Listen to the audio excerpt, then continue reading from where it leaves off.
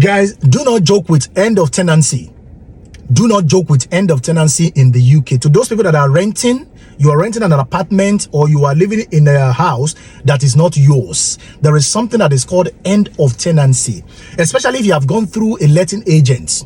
Okay, if you have gone through a letting agent, you would have reached an agreement, okay, and something would have been introduced to you which is called the end of tenancy.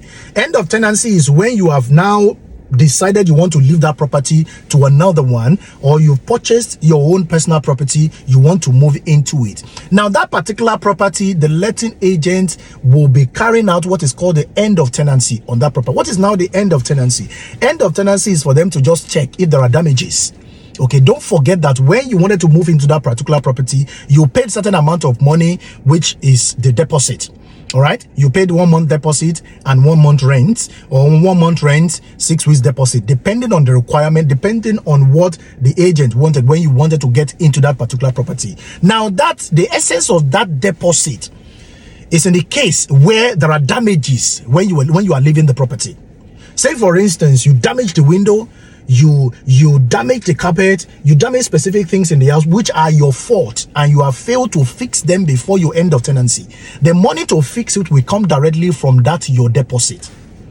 You understand? So there is no fight about it. Now this particular case is a particular case of someone that I know very well, who is now currently having an issue with a letting agent after they've lived in a particular property for 4 years. Now, don't forget that you have to live in someone else's property the way you will live in your own property. And that's the essence where that's the reason why you have to pay a specific amount of money as deposit, just in case of damages. It does happen in hotels anywhere. If you go to lodge in an hotel, they will ask you for specific amount of money as deposit, just in case you damage anything in that hotel room.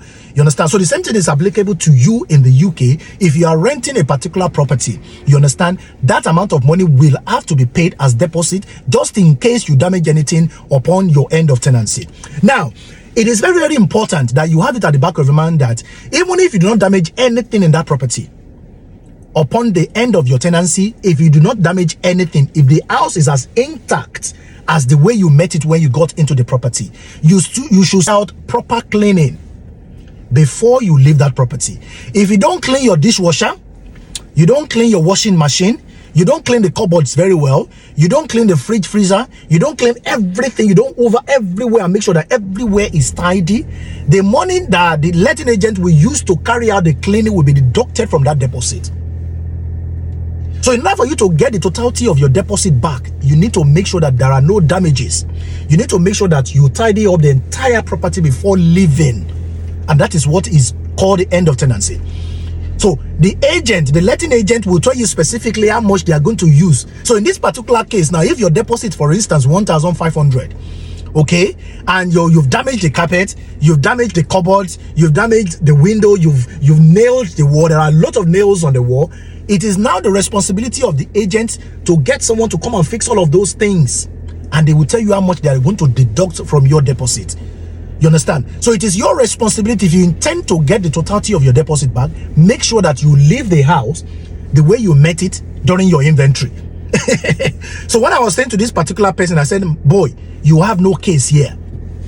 You understand? You have no case, because by the time the agent sent him an email to tell him that this is exactly what he had damaged in that particular property, and this is how much they are going to be fixing it, I said to him, you don't have a case in here, because truly and true, through the inventory, when you check the inventory and compare it to the current situation of the property, you